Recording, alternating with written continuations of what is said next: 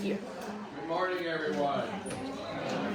Hey, what a beautiful day that you guys got out here. Thank you for sharing a few moments of it with us. I want to thank you sincerely for coming. We appreciate it.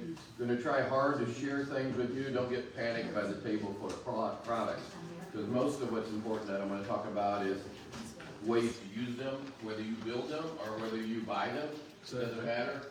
A lot of people say I'm off my rocker, but I'm real proud with a co-worker up at Mexico who runs a wood scrap. We're actually going to have a sign-up sheet for it if you get a moment. I'll just go ahead and pass it around. This is a book that we wrote together on building birdhouses. And they said, well, what would a guy with a factory employing people do that? But some people like to do it, some don't. But the other thing is it was never in publications. There's nowhere else where every single bird, first we go through, do you have that bird? And it has arranged maps for all the different nesting birds that are in there. And that's something you want to consider. Is that a bird that is in your environment? Because some of you, if you're all in the woods, probably not the place to put a bluebird house. Okay? If you're out in the open or you have some open space, that is.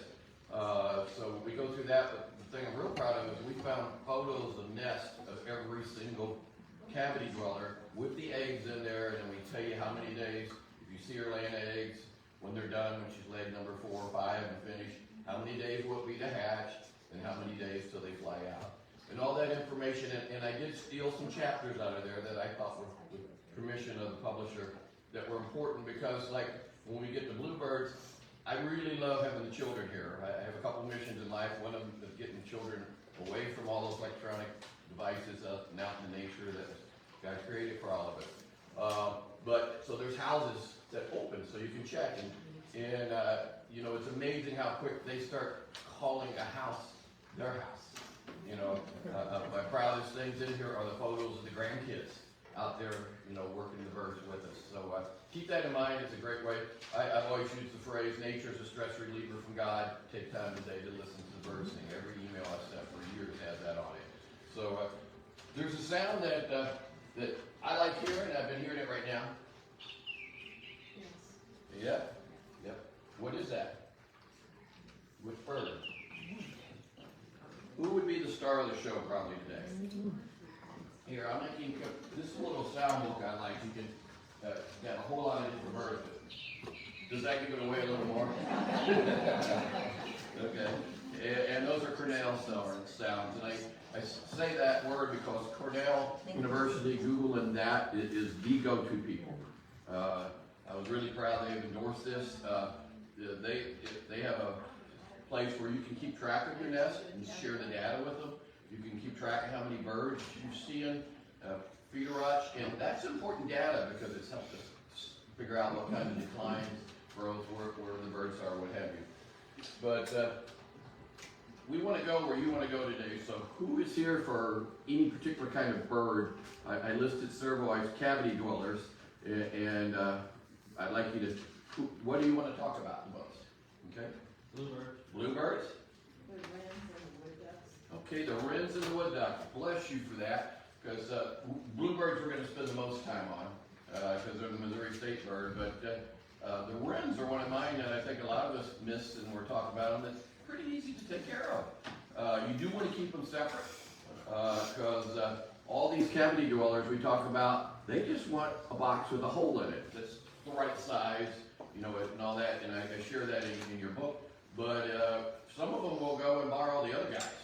Okay, if you get a bluebird house too close to bushy stuff, the woods, a chickadee, a wren will go into that bluebird house, and sometimes they'll go in even after they're in there, and you know they can do damage. They'll peck the eggs, drive the female out. So it is important that you do those things about where you put your houses. I like to keep my houses at least 10 yards from the woods as far as bluebird houses, farther if at all possible, because that helps keep them that away. So we got wood ducks, we got wrens. Anybody else? Anybody looking for purple martin info? Okay, you are. We'll touch on that. There are a couple of you. Yellowfinch or goldfinch.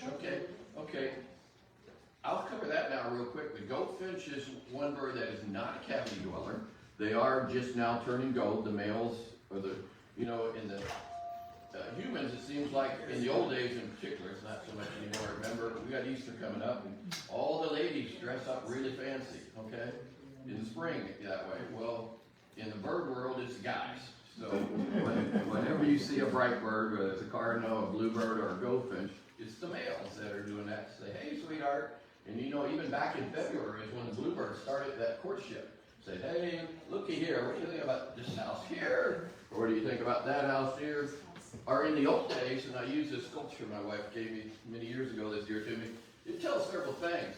You know, we didn't have to, and we still don't have to put out houses. You know, they have their way, and what they do is find cavities in the wood, okay? I actually wrote a series of articles for a thing called Pond Boss, a magazine for people who love to fish, and I call it the Hole in the Snag Game. And I would encourage you, if you are blessed to have any wooded acres, don't clean them all up. I told you guys I was cleaning the honeysuckle out of my woods, but I was not taking down the dead trees, okay? Because they make incredible homes for bluebirds, for everybody up here. You know, whether it's around water, you're going to find a wood duck using it. Chickadees, the wrens, everybody that's a cavity dweller appreciates you leaving some dead snags. The other thing that's here besides the bluebird, and I want to make sure you know, from April 18th to I think it's May 11th, we're going to have native plants, and that's what's on this. You have both coneflowers and a coreopsis or tickweed here. And it always made sense to me, if God put those plants here, maybe I should keep those in my yard because they're going to take care of the birds here. And as I get older, I'm not liking planting those annuals every year, so it's kind of nice to have those perennials. So do come back then in April. We're going to have a thing, if you like what we do today, we're going to have a thing on native plants and hummingbirds and butterflies. But going back to the goldfinch, they are actually one of the native, if not the latest nesters in this part of the world. They don't really nest till August or September, okay? And they will use, you can't help them out, they will use some of this alpaca to go line their nest, or the hummingbird nesting material, they use a lot of that. It's a white fluffy thing. I didn't bring it up here because we're not talking hummingbirds, but I see them grab a lot of that as well as tip mice. But they wait, you know, historically the thistle plant was part of their nesting in many, many places. Not to be confused with the Niger thistle that comes from abroad that is part of what we feed them. But this is about all you can do for a goldfinch, okay? They're not going to use any cavities whatsoever. Any others? Okay. I am going to let you know I am going to talk about chickadees. We're going to talk about, help me remember not just wrens, but Carolina wrens. Anybody have any Carolina wrens stay over this winter? They're fun. And I wrote in the book about how they'll get in anywhere to find a cavity. I mean, you can find them sometimes in you got a jacket hanging somewhere, they'll literally make it in a pocket. And I had never had anything like that happen to me. But the other day, a squirrel had not made my day. He ate a hole in the screen, in a screened-in porch I got down below. And I went down and I keep my firewood in there to take in the house. I always go to fire when I write. And I went in there, and that darn old Carolina wren had went through that little hole and looked around. I mean, he has everywhere else to nest, but he's kind of nosy, I think. So if you see a wren that's here year-round, his tail is propped up like the rest of the wrens. That's a Carolina wren. And he does make a little bigger house. And this is my favorite Carolina wren house. He'll take more like 1.25 inches versus a wren's normal size is 1.1 inches. And I have a chart in there for you on all these different sizes. The other thing to remember is if you've got houses that came in a bit of disrepair or whatever, there's little metal portal protectors, they called it. You can put around there to keep woodpeckers from doing it, but I've used them more than anything to save some bluebird houses that kind of gotten tattered and people brought them in. We were able to put one of these on and we were able to keep that house going for them.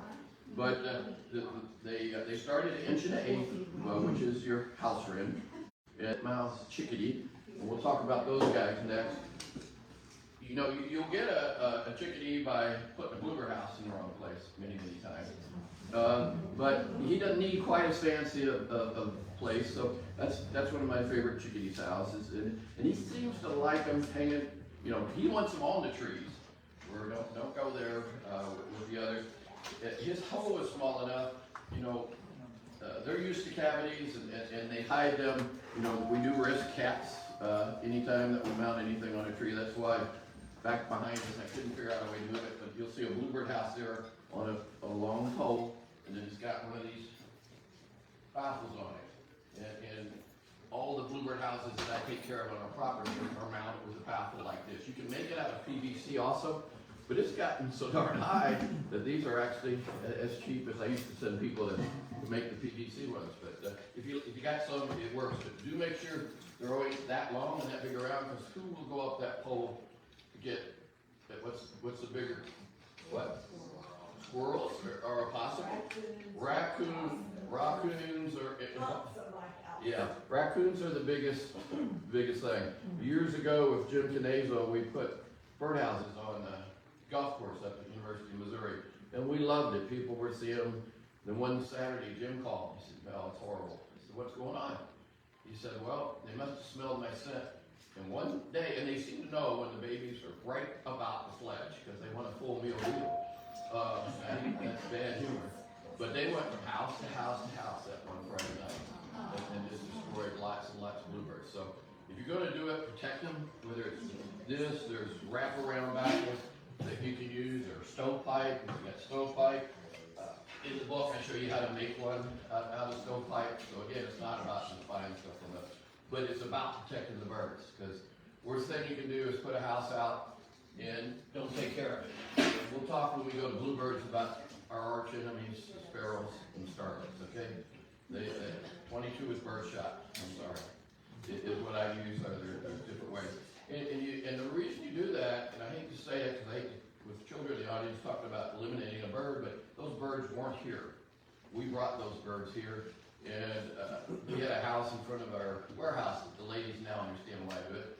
They went in and pecked the bluebird to death right on the nest. So, again, if I want to have houses, I'm going to do it in a way that will take care of them. And there's safe, humane ways to do it also. So we were talking about wrens. Anybody get wrens at your house? Okay. How many do you get? 1, 2? Okay, maybe a family. And is that, oh boy, does he like filling things up with sticks?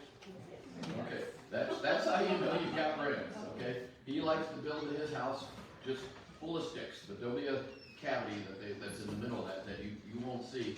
But he fills everything he can find with sticks, even though he's only going to talk a lady into one of them. Yes? So he would take over a bluebird house? If it's close to him, absolutely. Because we put a new bluebird house up last year, entirely too close to a tree line probably, and it was filled with sticks.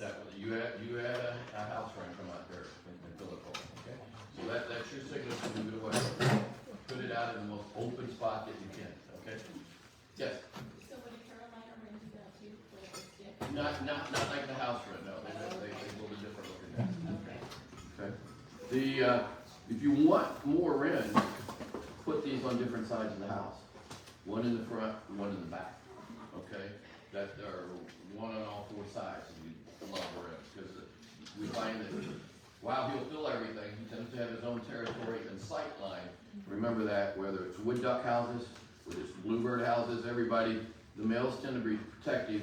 In the case of both those last two, the wood ducks and the bluebirds, 100 yards is the minimum. We want those apart that far. Okay, think a football field.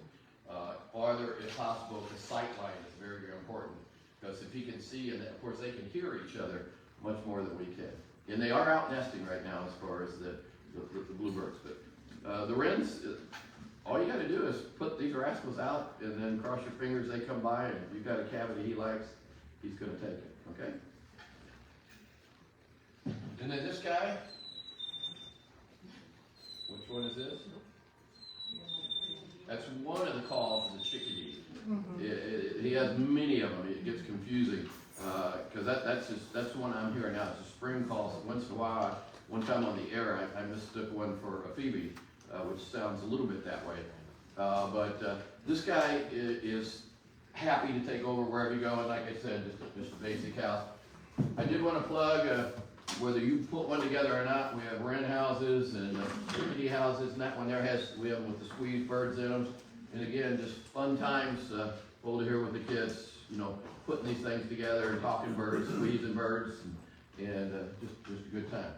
So we've talked wrens and chickadees, so I'm going to touch on purple martins just a touch.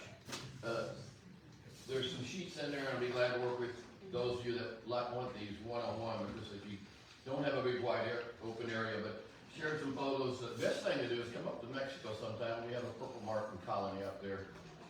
Several hundred martins will nest. Right now we're finding starlings.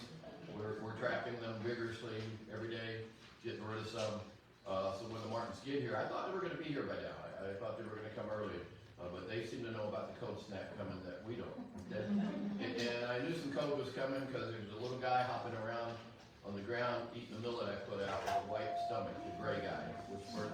Snowbird or Junco. He's still around. I still got quite a few Junco. So while they're still around, it's not time to collect the heart. Okay. But the biggest thing here, you need to have an area where you've got at least 30 feet on each side that they can fly in.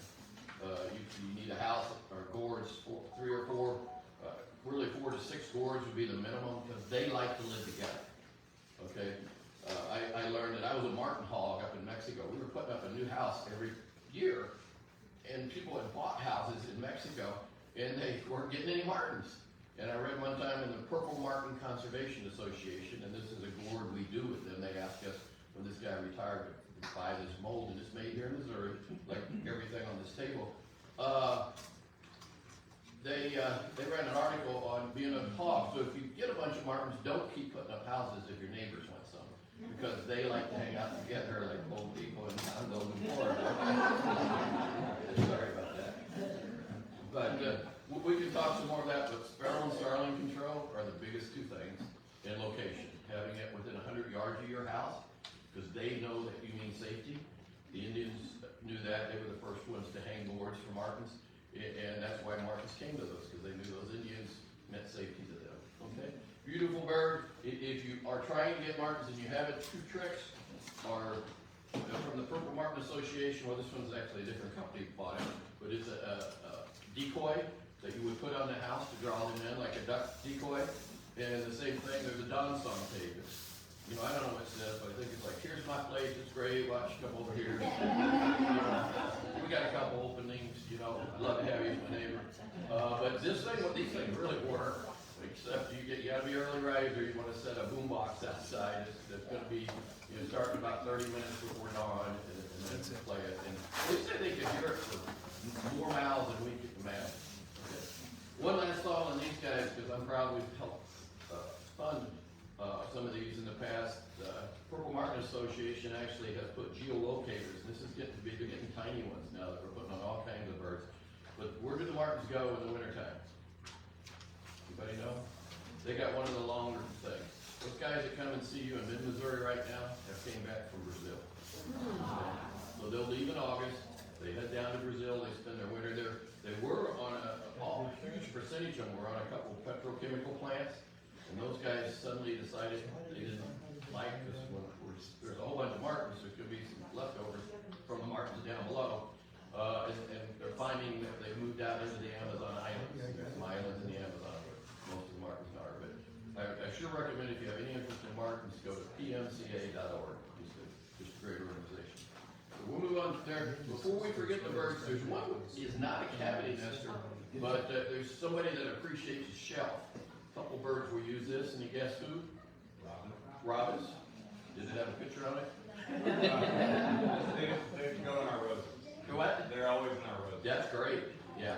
And you'll see in your packet, make sure you find in the back of the one side, I'm very proud of this property. Everything I've ever owned is a certified National Wildlife Habitat property. And in the endorsement I'm most proud of with that book is the naturalist that for them endorsed it. But they have a list of 4 things you need to have a place for birds to reproduce, away from them to hide from predators and the rose bushes, whatever, some kind of planting, a place for water. If you want to attract more birds, including bluebirds, water. It's the best use of your money. Many photos of bluebirds in the wintertime, around a heated bird bath, even in the summertime when they need water. And then food. And that does not have to be food you buy from Songbird Station. plants that we sell will be about being the home flowers, different things that are good needy plants for them. But this, if you build just a simple shelf like this, underneath the deck, or my son actually put one on, when he first moved here, that little house out just south of here, they put it on the wooden fence that went around the yard, and it worked. The only thing about those things is, boy, sure watch if there's cats in the area. I don't recommend doing it then, because cats kill more birds than anything else. They're great house pets, but I don't encourage putting up any houses if you got cats outside. Okay, so that's a nesting shelf. Who would use that? A phoebe and a robin are probably the two most common. A little bit bigger one, we show in the book. Sometimes you'll get some doves on it, although they tend to do a bigger platform. It's amazing where they don't seem to mind you. You look a lot of times, they'll have their nest is a mess. I mean, it's just like I built their nest. I mean, you can see through that rascal when you look up when they built on a crab apple tree, which you drove into our other house all the time, right by the car. You know, we didn't bother them at all. But there are doves you know, we got plenty of those here. Okay.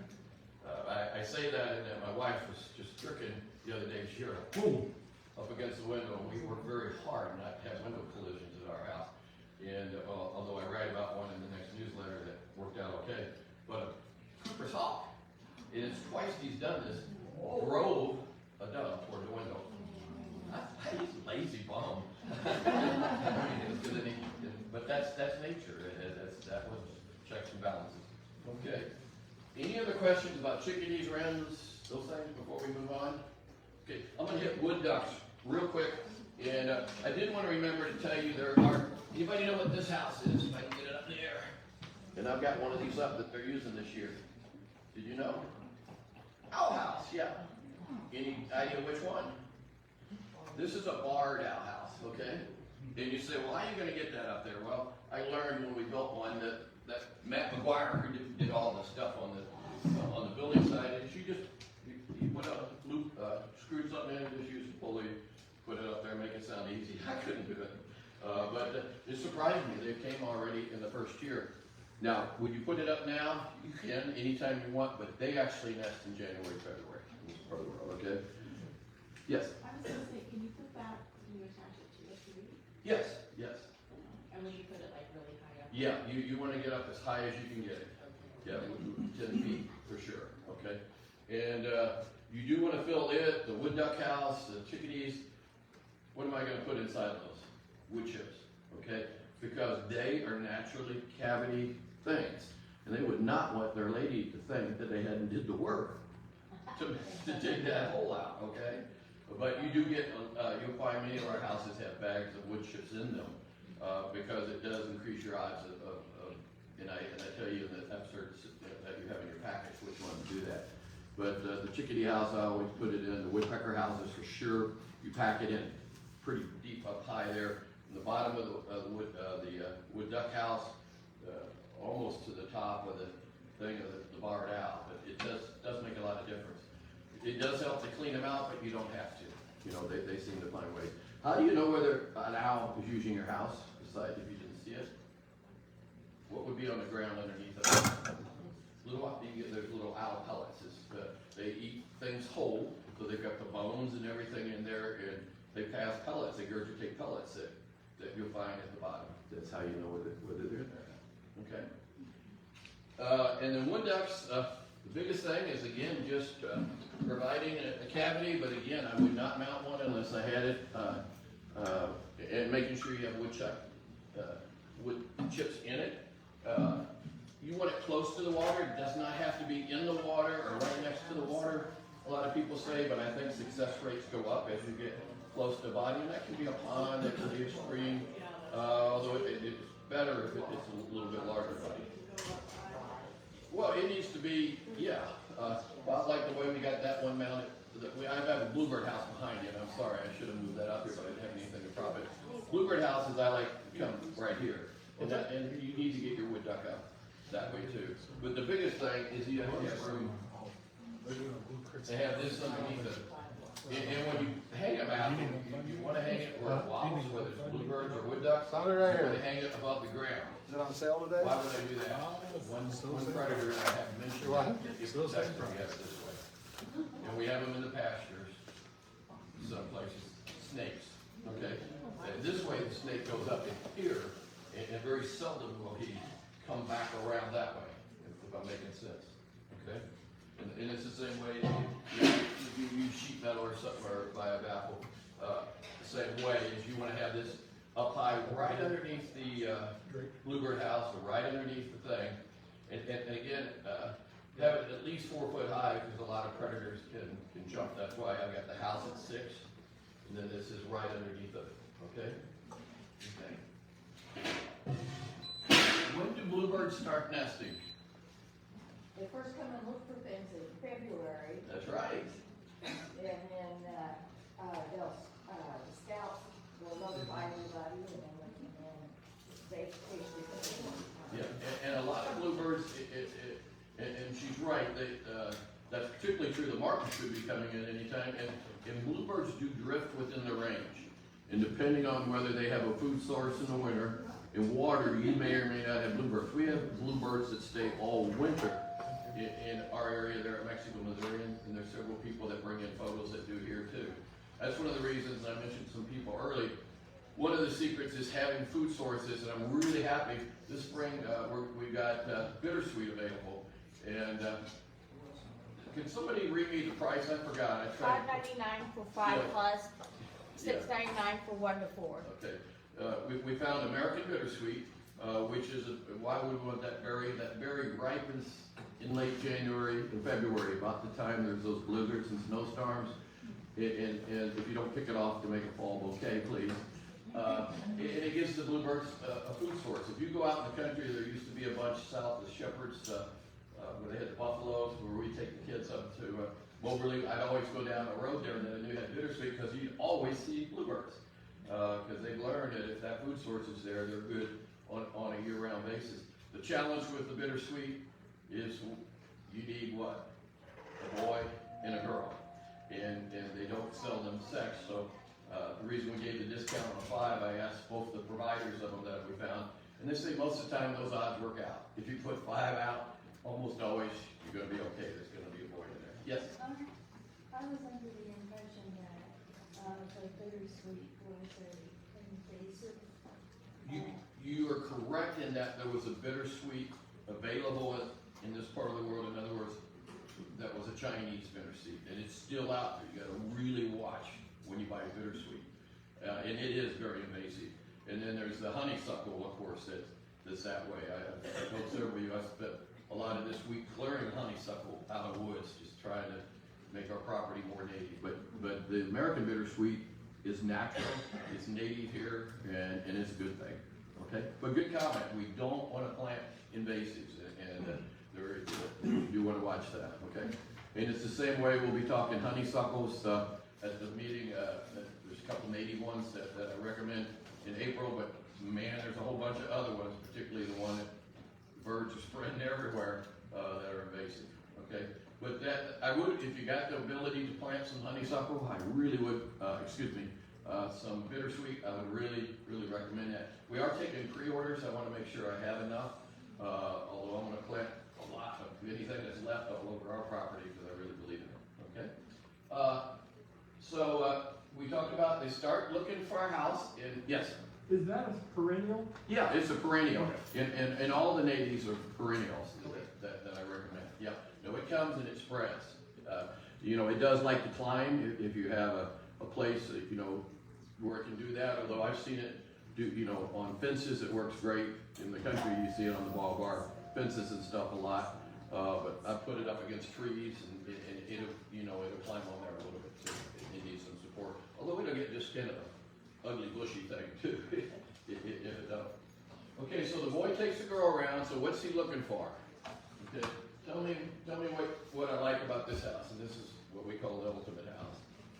The floor is a 4x4, and the group that you want to write down in North American Bluebird Society, NABS, is the go-to place for me for bluebirds, and was authorized years ago as a speaker for them. So anything I tell you, I try my best to make sure I'm saying what NABS would tell you. But a 4x4 flat roof, ventilation in the top, and this is if you're gonna build one, make sure you do it. And here at the bottom, you got drainage down there, okay? And then an overhang roof that protects the fly in, okay? And then an extra block of wood, and they don't insist on this, but what we're doing is if a predator would get up there, this just lengthens the area that he has to get his hand into it, okay? Is what I'm doing, I'm trying to do that. And it protects the hole, whether it's this way or this. And again, we sell the little blocks of wood by themselves, or the metal by themselves. The other thing, now in the wintertime, and this is one of the reasons I think we keep some, is late in the fall, I will clean out the nest, because you don't want to let them keep building up, because what happens, if you should have a predator get there, if he's nesting right here, pretty quick reach. Okay, and that's true on all the nests. I try to clean out all that. I watch, and when I see the babies fly, I'll clean the sticks out of the red house, the chickadees, the bluebirds, everybody that way. Okay, but I take weather stripping tape, like you'd seal a window, and the vents are good in the summertime, but they're not good in the wintertime.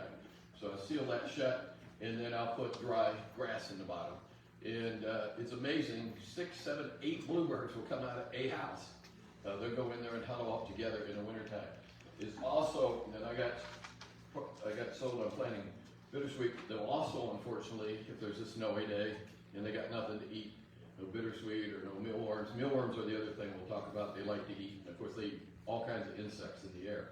But you know, it's tragic when you find them in the winter that way too. So that's why a lot of them will go on, and you know, if that's ever happened, they don't, the ones that survive don't stay. I do like to have it. These are hard to. We make it tight to begin with, or I can see through. Okay, on one side. And 2 reasons. Right here in the front row is the number 1 reason we did that. But the other reason that's turned out good is sparrows tend to be a problem. And only use these if you're going to watch the house. Don't set one of these and go to work. Okay.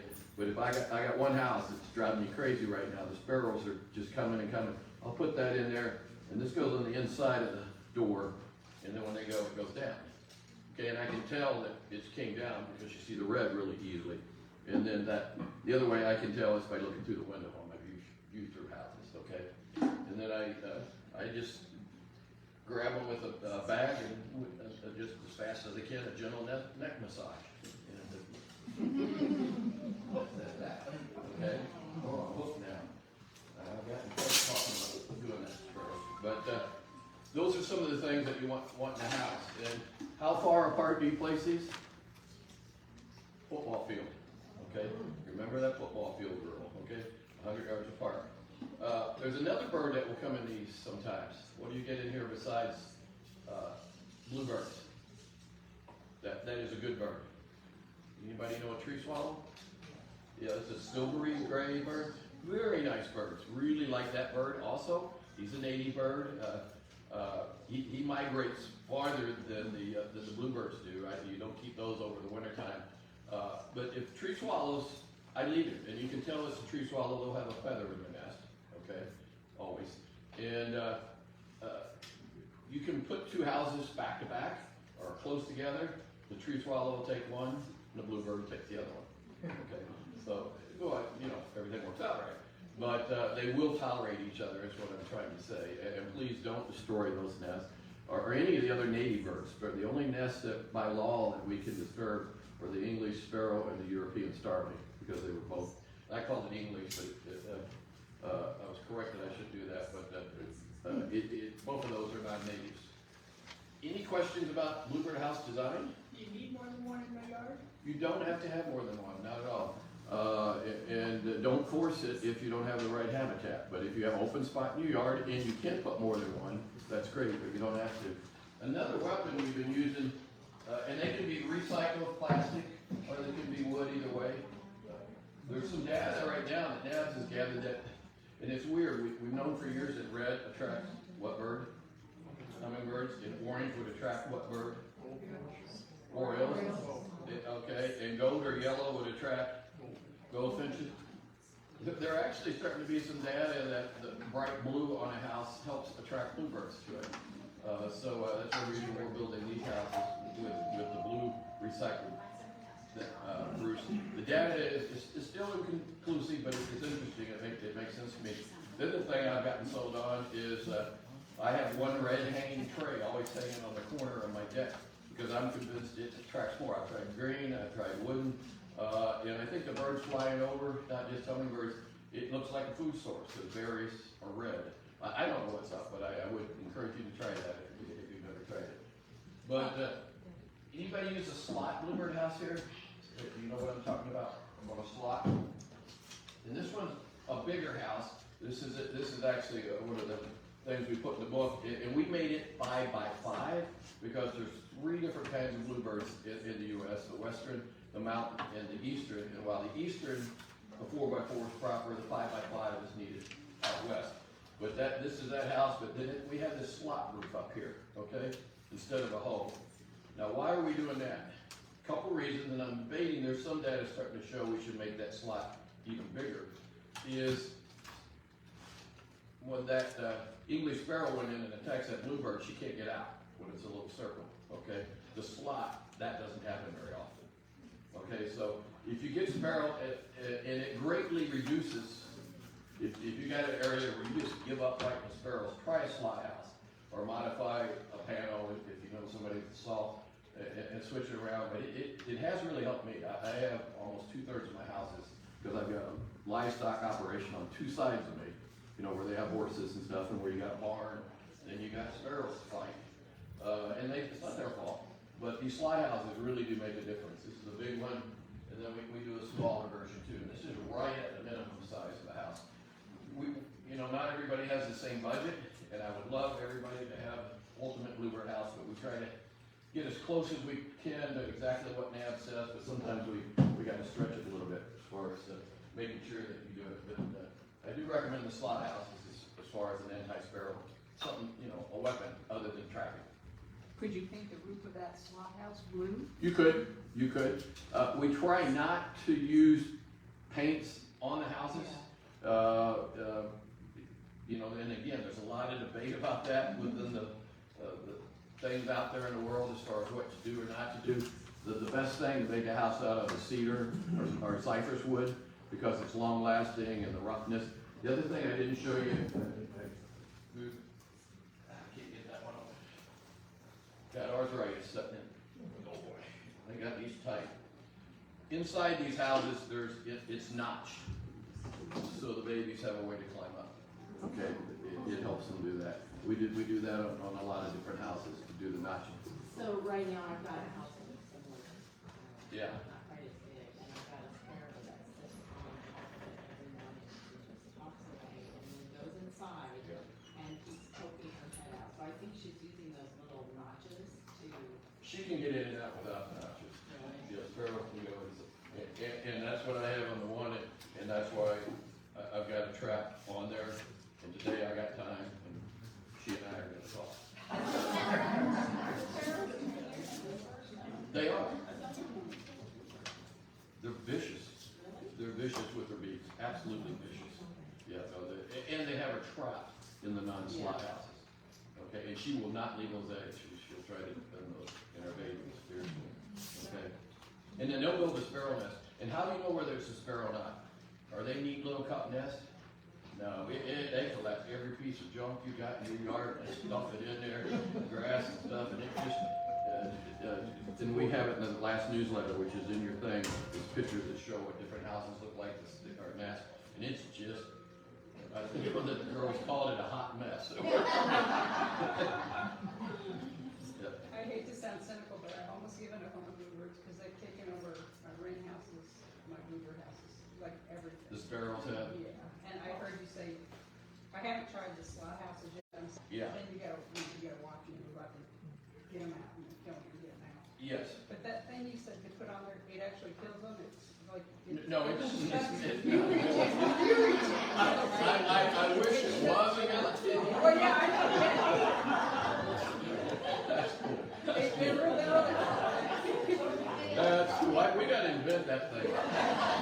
But the problem with, it catches anything that goes in. So if it was a guillotine, it would be the same. Your point is it shuts and then they can't get out. Then And they you kick breed it out, you. yeah, and if you just can't do it any other way, a couple days, they take care of themselves as far as dying.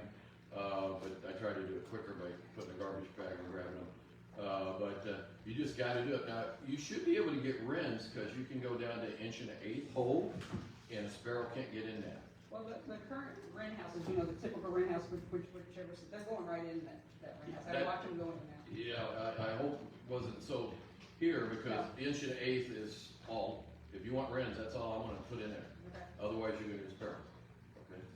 In the 1.25", they get in those, some, the chickadee houses, and the Carolina wren, like the Carolina wren one, they can, too. But putting them in the woods kinda helps, because I find my English sparrows hang out more on the edge, and where the bluebirds are, and then on the outside, okay? They won't tend to go into the woods where I can put a chickadee or a Carolina wren house. That makes sense? Okay? Good questions, good comments. Mel, Go ahead. I have a question about, I live in town Yep. and I don't have a lot of trees, but could I hang the bluebird house by the house from the, does it have to be protected in a tree or? It does not have to be protected. Are there cats in your neighborhood that are running around? Not that many. Is there any? One I've seen.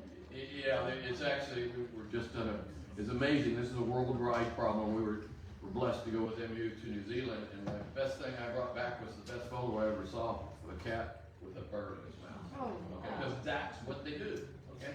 But I can hang- I can't sugarcoat it. Yeah. And they can't help it. It's what they're trained to do. That's It's right. just the way it's inbred in them. Could I hang it from the gutter?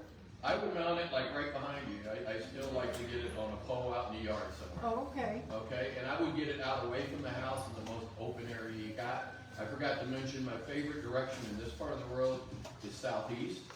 And why are we doing that? We're getting that morning sun, and we're trying to stay away from the prevailing cold winds in March. Because remember, almost every house I've got, not all of them, I got sparrows in one, and there's 2 empty. The other 6 or 7 all have nests started.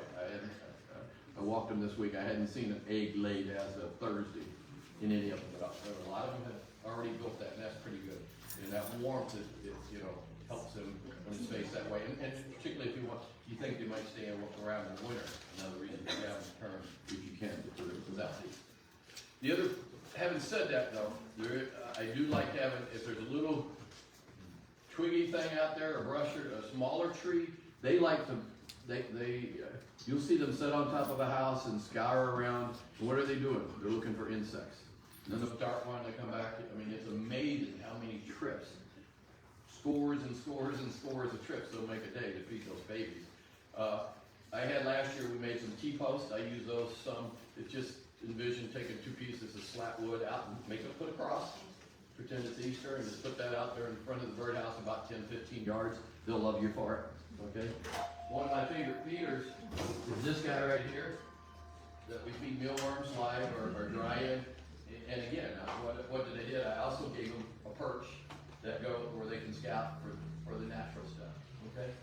The other part about feeding birds, any other thing on nesting before we go to feeding, by the way? Any other questions, challenges? Yes? So I have one of your window mounted bird box and bird houses that you had, especially for kids. Yeah. And I haven't been able to attract a bird Okay. to that. Okay, we'll touch that one. That house, the 2 birds that you will get in that, unfortunately, one of them is the English sparrow. The other one, I hope you get to it sometime, is a house finch. They will go around it, and once in a while they'll use that house. And it's only about teaching children how a nest is built, eggs are laid, whatever. I don't tend to see a lot. Once in a while I've heard people around, there was a TV ad on those a few years ago that sold gazillions of them all over the country. We couldn't make them fast enough, people wanted them. But it's just about teaching kids, they lay an egg, and this is what happens. But you gotta watch, if I get an English sparrow in there, my kids would not see that one, Yeah. hatch, okay? We haven't been able to see any. Yeah, I tried different parts of the house. Yeah. Yeah, it's hit or miss in this part of the world sometimes, although we've had some folks like them. I'm so on. Okay.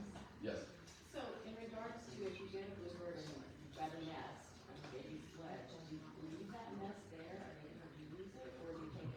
great question. There's some debate on that because there are some native parasites that are good. I take it out. Okay. And the other thing I do is in the ultimate house, and I put these in all my houses now, I actually use a little thing called a nest lift, Yeah. which it was originally recommended in parts of the world where blowflies are a problem. We don't tend to have a lot of that problem here, although it makes it so easy after the nesting. I just grab hold of this, and yes, I take it out because it's about keeping it from building up too close to the hole. And so the same bird, the same mom and dad will come back to the nest? Many times they will build two.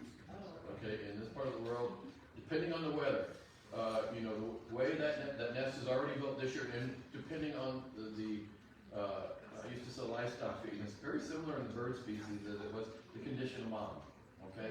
She has to be in condition to have the eggs and then to raise the babies. So if it's a spring where we have lots of bugs, and you don't have to help her, but if you do it, she's darn sure almost always gonna have second nesting. And the way this year started, if you know, this cold spell is gonna mess it up, but sometimes they even have three. That's rare, but it does happen, okay? And then after that, so that's why I wait until October to clean out, to walk around all my house. And I do recommend you check on them regularly, you know, make sure sparrows aren't there. Watching for ants is one thing I watch out for. Sometimes wasps are a problem. I teach you to take a bar of soap and go on the top of your roof if you ever see a wasp around your top, because they always put paper when attached to the roof. And that soap helps. Yes, ma'am. I learned the hard way about the wasp. I had to find out I was very highly allergic. Oh, goodness. When I went in to clean out a nest and I touched it, the wasp came out and I got bad. Oh, man, yeah. You gotta make sure. Yeah, I always tap on the house before I go in, even though I got the baffles and everything up. You know, particularly in the fall, after the fall and the winter, little field mice will find a way to get up there, and they will sure scare you when they come right at you when you open that door.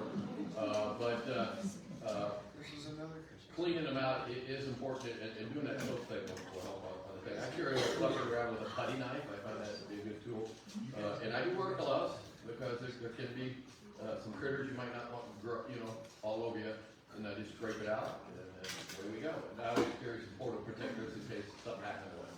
Are you saying with the soap, you're just cleaning the house out? No, I'm not cleaning it. I'm putting a layer of soap on the roof, just going back and forth, which will keep the wasp nest from attaching it. Okay, it doesn't hurt to do that. Now, I don't do every house that way. I only do it if I see wasps. I'll get rid of the wasp if I see it around the house. But that hasn't been a huge problem for me. Maybe I've had 2 or 3, but it is a tool that many people use that helps them. Okay, and you want to keep ants out of the house too. You know, watch those kind of things I'm looking for. If you have a soiled nest and something would happen, that the door flew open and it's all wet or whatever, if the eggs are in there, you can actually make a cup of dried grass yourself and move the eggs, and you will not keep her. They don't abandon the nest. That's a wives' tale. If you can put a baby back in the nest, do it. Although the rule normally is, if at all possible, let nature take its course. But if it's an obvious case where I can help, then it's okay to do that. Okay. But don't forget nest list, and you can just bend wire to do that. Yes. Will squirrels hurt nesting birds? Squirrels would hurt nesting birds if they get in there, although there aren't their main food source, so they don't tend to go after. I don't worry about them as much as the raccoons and the cats and the snakes are the biggest predators. But that's a good question. But if a squirrel they'll find more of the nests that are in open bushes and stuff. But again, that's not really, you know, nuts and things like that are more their food source. But good question. Okay. And the other part is many of these holes, they can't, if they're mounted right, they can't get up the pole, or even if they get there, you know, it's hard to get in. They don't spend the time. But these are nice, and then you can move them around, okay? What am I going to put in that feeder? Mealworms, okay? That's these guys here. You want to pass those around. That's the dried ones. And not everybody, this time of year, these are in my fridge out in the garage. She doesn't like me having them in the house. But we'll pass these around too. And what are mealworms? They're just a beetle larvae. That's all they are. They're just little wiggly guys. you don't want to, there's a lot of, particularly on the dry ones, I like them as a supplemental feed in the wintertime.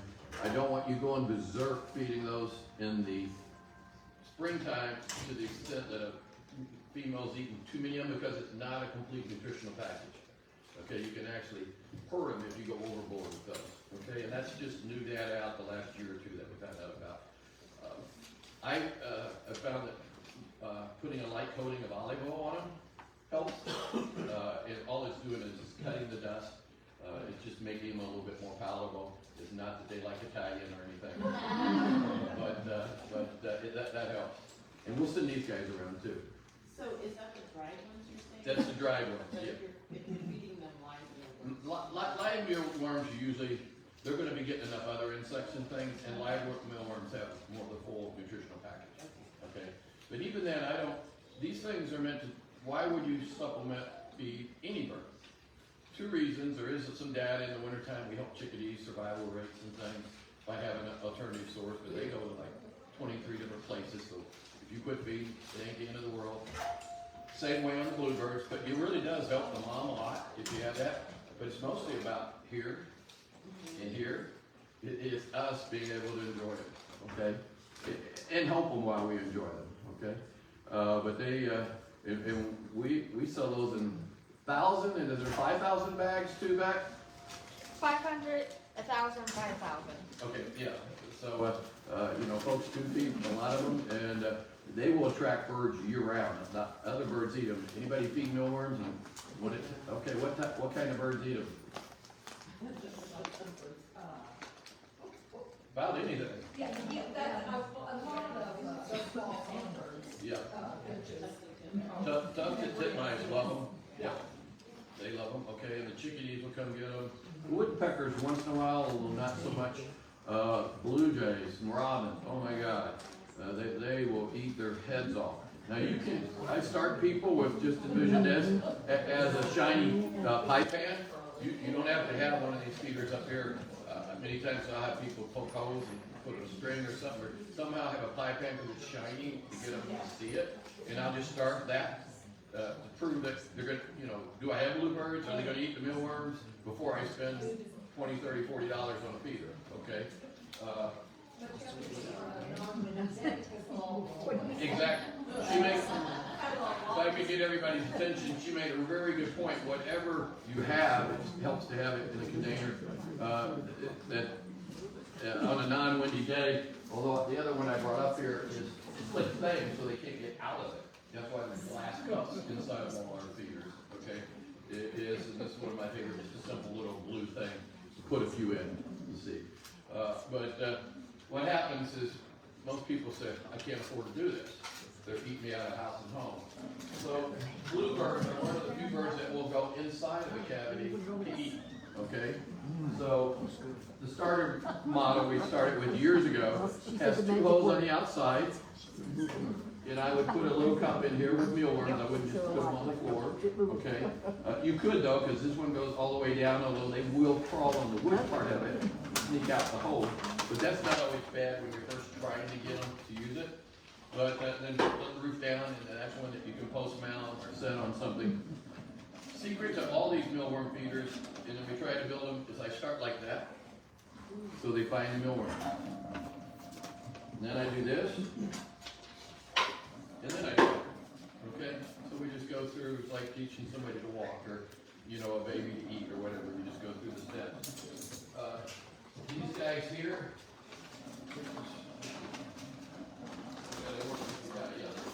just barely make it work, but we do it the same way, where you can hang it like that to begin with. Okay? And you could pull one in and pull this wire. I don't want to get it out. The grit wire is a little harder. We put staple on the top, keep it in there. The wire thing, what this is believe it or not, a bluebird can also escape through those things as well as that. But this piece of plexi here is very, very important. Why do I have that there? Starlings, blue jays, and robins, particularly the starlings, will try to land on here and peck through there to get to the mealworms. By having that, they can't do it with the dish in there, okay? And you can use butter dishes, work good, but deeper ones, if you can. I have a question. Yeah. I have your, not wood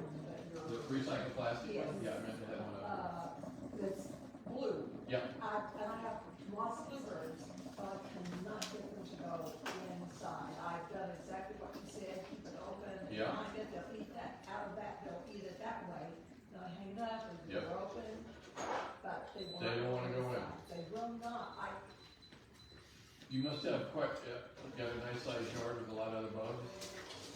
I live up there, Okay, so, yeah, yes. yeah. It boils down to, it's kind of like teaching our dog to eat different kinds of dog food. It just, if they need it bad enough, they'll go in there. If they don't, they're not going to. Okay, I usually feed, I just have a tray of Yeah. food also. Yeah. So am I offering it at 2 places and that's why they don't, Well, maybe they're getting it down here and are they. you gonna do one some other place? Yes. Oh, yeah. No, every, Only one place. what? So I only should feed. Yeah, just to know, every bird is like a kid or a human. We go to the place of the least resistance, okay? Wherever is the easiest is where I'm gonna go eat it, okay? Because I have some, my favorite suet feeder is a log with suet plums on it. I write about it next month. And I mean, it's got ivory bird on it, but the darn old starlings come to it, except they know if I'm sitting in that chair, they better get it. But I have another cage, and when the log, if I take a log in or something, if I'm gonna be gone, I don't want to feed the starling, they will go in that suet cage and eat suet, but not while the other thing is out there. So that could be what's going on with you. There's a lot of examples, okay? All right. Don't you don't, good comment. This is the blue one you talked about, okay? The other thing you can do, I don't know, have any of you tried doing the bell? I ring a bell when I go out to tell them that it's time for lunch. And it takes a while to get that going, but I had a friend that's passed away, Paul Day, up in Mexico. He had several houses. He didn't realize it, but they followed the cart around. He had a little golf cart. He checked them in. He had a little bell accidentally on the roof of that thing. And we figured out that they knew that the bell, and you know, you don't have to do this thing, but it's just a way to show off.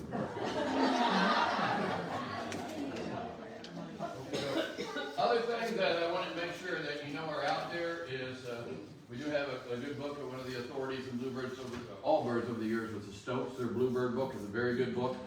Stan Tequila, who I hope to have here this fall, first week in October to talk. He writes the Missouri field guides, all of those. He always comes up to a show we have in Mexico, Missouri for other dealers.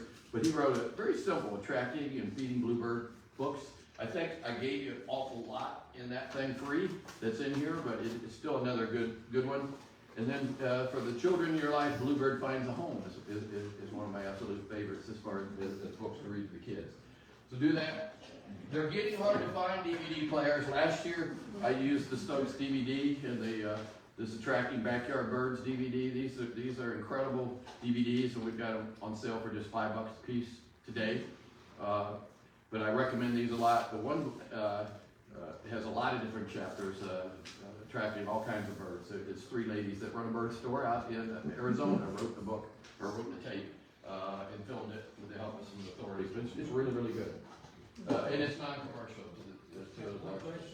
Yes? How close or how far from the deer to feed your bluebird? Very good question. Should we put it right by the house? No. Yeah, I'm sorry. I try to play interactive. No, and the reason would be what would happen. We're going to be causing traffic. We're going to be causing other birds, other cavity. A chickadee knows that's there, or even a wren. We've drawn them to a cavity. Okay, so I recommend, again, I think I talked about 15 yards out is where I normally start with that stake feeder. So you want it away from the house.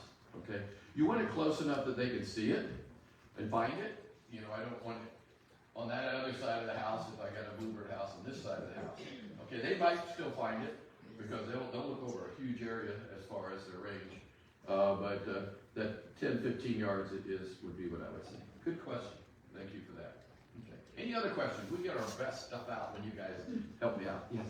So I put a nest out, or I put a box out last year, and I think I put it in the wrong spot. We have like a little creek that runs by, and there's a tree, but I put it in the right direction. I put it facing kind of like an open area.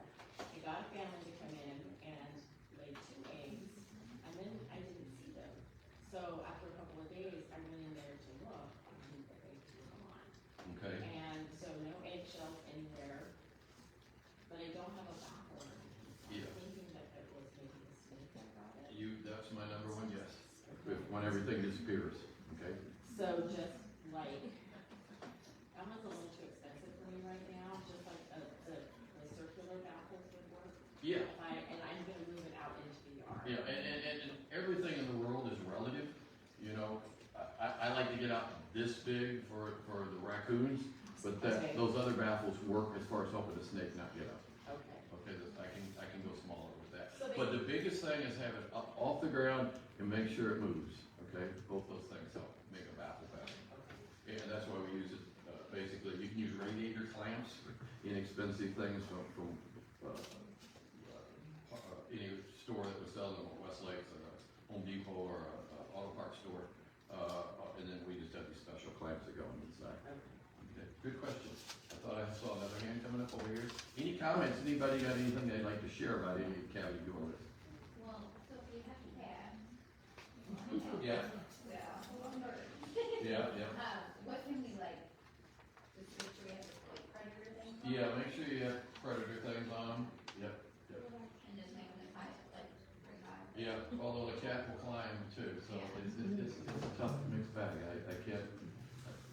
We had one of our cats climb the like tree that we climb, and the cats were big climb. They climb good, don't they? Yeah. Yeah. Climb Yeah. all the way, almost all the way up Yep. to the top of it. Well, yeah, don't you go up there, okay? She said the cat went all the way out to the top of the tree. If it was me, I wouldn't do a bluebird house unless I had it mounted. And I would, I would be doing a chickadee or a wren house, because I want that hole really small if he finds it.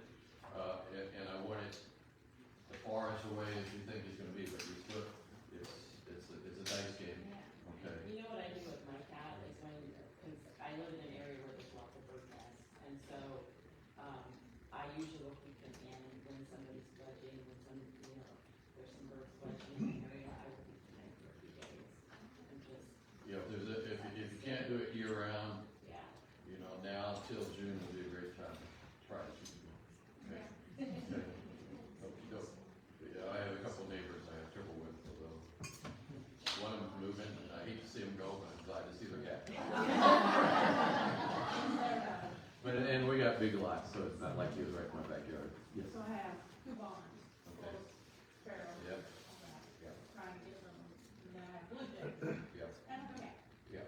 Is there anything that, like purple martins, do you think they'd be Well, purple martins are gonna be higher? high up, and they're gonna be on a gourd, and it's gonna be strung by a wire that's gonna be inaccessible. The houses are getting expensive on purple martins, but, I they, have a house, I have to. okay. Try to figure out. Yeah, you gotta make sure you put it on a pole that you can take it up and down. And there are easier to use traps for martin houses, good ones, they're just a little box that slide in. Depends on the size of the chamber, but we believe in a 6x6 is what PMCA says, so that thing slides in easy for that, okay? In a barn and stuff, I wanna make sure I don't have other native birds going in there, because you'll see swallows and different things. In the wintertime, there's some stuff that the bird repellent companies use that come in a tube caulking. It will catch sparrows and deter them from going in that area. But you gotta be very careful with it, because anything that lands in it's gonna have its feathers messed up. But there are non-native birds, so forgive me, I do talk about any and all ways to help take that number down in the environment. Okay. You guys have been a great crowd. Thank you so very much. Hope you enjoyed it. Did they sign up? Do we have a way to do it? Yeah. And I forgot to thank some folks. Becky, you want to say hi to everybody? My daughter Becky there, she's in charge of the store, and her and Belinda and all, everybody, Carolyn, and I don't say your name right yet. Help me. It's Hallie. Holly. She's our newest employee, and I'm supposed to be retired, so I'm not here all the time anymore. So bear with me on that. But I want to thank all you all for all the work to And get the Brian. word out, and you'll see some bluebird cookies up there. If they weren't consumed on the way in. And Brian, I'm sorry, I forgot. Brian's in the back. He's here every Saturday. He works up at our warehouse in Mexico and wanted some extra hires. And he's a great guy. He's going to be helping me demonstrate a camera feeder here in the next few days. We're going to be getting it out. And we found one we like. So many of those are on the internet are a mess. But some other stores, I let them go first, and we've all found one that are recommended. Brian knows his birds, so if I'm not here, and all the people do here, It's part of, if you work here, that's very important. And we have a passion part. So we wanted to give away a few prizes. And did we put names on here? Or did, so you put the names of everybody on here? Yeah. Okay, very good.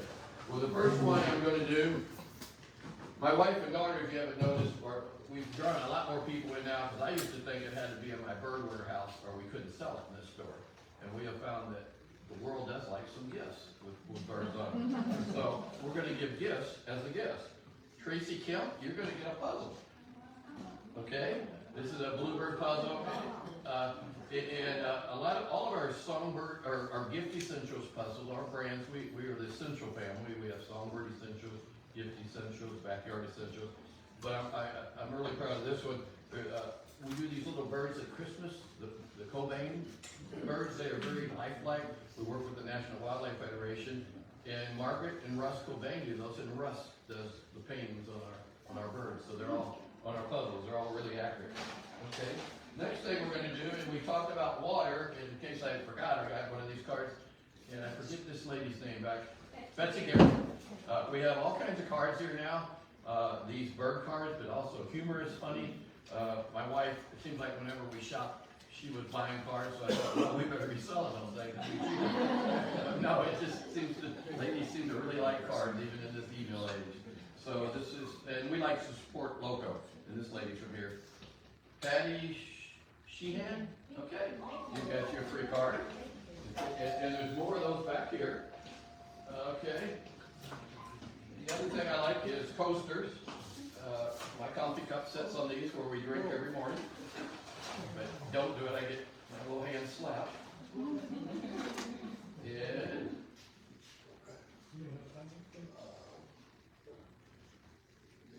Coleman, how do I say your first name? T-A-W-A-N-D-A? It's Tawanda. Tawanda, okay, where are you at? Over there. Okay, very good, yeah. Can you pass it back to Coaster? And if you want a full set, I know where they're on. Another one that's fun is, it gets all gunky in your car, you know, and you set those things in, these little car coasters that go in there. Yeah, they're back here in the corner too. They're like me, they misbehave sometimes. Okay, who do I have? I have David and June Guthrie. Hey, okay. I'm not gonna throw it. Got just a couple more. Two of these are very nice next time. We do all kinds of little ornaments and surprises in the year-round. We try very hard to do fair trade projects here, things that are made abroad, that are helping folks there. You do need to know that, like staff tells me I'm supposed to say it, I was taught don't tell somebody or you did it for the wrong reason, but we do tithe 10% of what you share with us.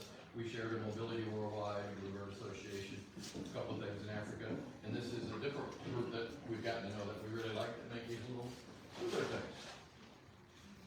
Okay. Andrew and Linda. Oh, that's us. Okay, all right. Can we pass that back to them? And we got a bunch of these up here in the front. We have all kinds. So when it gets Christmas time, or that one, I like that one. It's pretty to hang anytime. Last but not least, some things to remind me to have you come back. The last Saturday, and we'll be talking about birds like grosbeaks and buntings that may be here by then, should be. And this is actually an indigo bunting. Talk about them, I won't tell you now, so you have to come back. I was looking through the nail files. I said, what bird do I want to pull out of there? So that's this guy. And Terry Harold, you get yourself a nail file. And as Paul Beck had those on sale, buy one, get one, or? Yes. Yes, there you go. So affordable nail files. And socks. I have to tell you guys, I'm a sock guy. I didn't put any on today, but I should have. I took my mom to Kansas City yesterday, and guess which socks I pulled out of my drawer? I had my Missouri Tigers shirt, and I had my Missouri Tigers socks on. I was up there with KU and K-State, and they both got beat in the tournament the day before. It was a happy day in Kansas City. She moved up by my sister, and she hates it because on that TV station, all they talk about is you don't want to get a girl on Jayhawks. We will never offer anything in here to attract a Jayhawk. But we will talk about the native plants and a lot of little tricks like tie a big red ribbon around the old oak tree to attract hummingbirds. So come next month to the hummingbird seminar. But that was yours, I already drew it. So I should have went to SAC. Good. Janice, P-U-R-Y-E-A? Okay, here's some hummingbird socks. And they're over there, but again, thank you all so much for coming. I forgot to tell you, we also are thanking you, you get 10% off on anything hummingbird gifts or Bluebird. Or Bluebird rather. Next month, you do that with hummingbird. And any nest box stuff, any nesting stuff, just to say thanks, we give you 10% off on anything you buy today. So if you see something you like, might be a good day, but either way, hope you enjoyed it. Pass the word around. And if you're inclined, they do have a sheet up there. I'm going to start it. People wanted to make sure they got a book. I'm going to be autographing folks their copies if you want one. We just ask for your email, whatever, $19.95 is what they sell for. I'm lucky, my partner can't do this because he's a young man and he needs the income, but all my royalty or anything on this is going to Nate plays things like bluebirds, hummingbirds, because they made it possible for me to do this thing. So if you're inclined that you want one, there's a place to sign up, and we'll call you when they're in, and I'll autograph it to whoever